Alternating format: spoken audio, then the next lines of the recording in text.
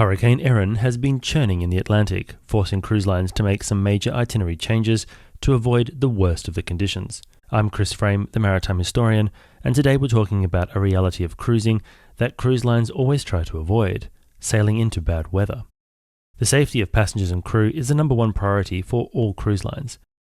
When a tropical storm or hurricane develops, captains and bridge officers work with shoreside support to chart a course that avoids the worst of the weather.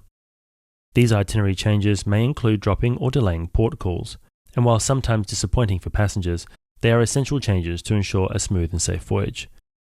The good news is that thanks to modern technology, including advanced weather detection systems, cruise ships can often sail around a storm. That's why we quite rarely see cruise lines completely cancelling a cruise unless a hurricane is directly impacting the embarkation or disembarkation port. With this in mind, let's look at the latest changes being caused by Hurricane Erin as it approaches the US East Coast. At Carnival Cruise Line, the Carnival Sunshine has cancelled its scheduled Bermuda calls and is now heading to Celebration Key as well as Nassau. The Carnival Vista has also made a change, visiting Nassau instead of Half Moon Key. Carnival's Mardi Gras pushed its visit to Grand Turk by a day, while the Carnival Venecia dropped its calls in St. Thomas, and the Carnival Elation will skip its planned visit to Half Moon Key. Disney Cruise Line's newest ship, the Disney Treasure, was sailing an Eastern Caribbean itinerary, but has skipped its original calls and to avoid the storm has rerouted to the Western Caribbean, with new visits to Cozumel, Georgetown and Falmouth. Meanwhile, Royal Caribbean has had to change its plan for several of its ships. The Vision of the Seas skipped its overnight call to Bermuda last week and instead visited Port Canaveral, Nassau and Coco Key. The Freedom of the Seas dropped its planned call in Nassau to return to Miami a day early, while the Liberty of the Seas, which departed from Port Liberty, swapped its 2-day visit to King's Wharf in Bermuda for an overnight visit to Halifax in Canada. Over at Norwegian Cruise Line, the Norwegian Aqua is also skipping its planned visit to Bermuda, instead sailing north to St. John. NCL's Norwegian Jewel has also adjusted its own itinerary, leaving an overnight call at King's Wharf in Bermuda a day early to avoid the storm. This video was brought to you by me and my new book, The Evolution of the Passenger Ship.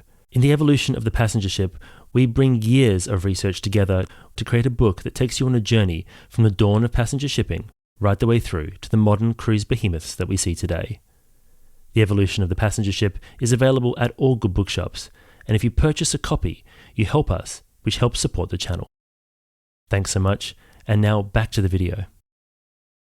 Princess Cruises has made a change to the Enchanted Princess, swapping port stops in Dominica and St. Martin for visits to Martinique and St. Kitts, while MSC Cruises' brand new World America replaced its planned calls to Puerto Plata in the Dominican Republic and San Juan with calls to Costa Maya and Cozumel in Mexico. The ship's visit to Ocean Key, MSC's private island, is still scheduled.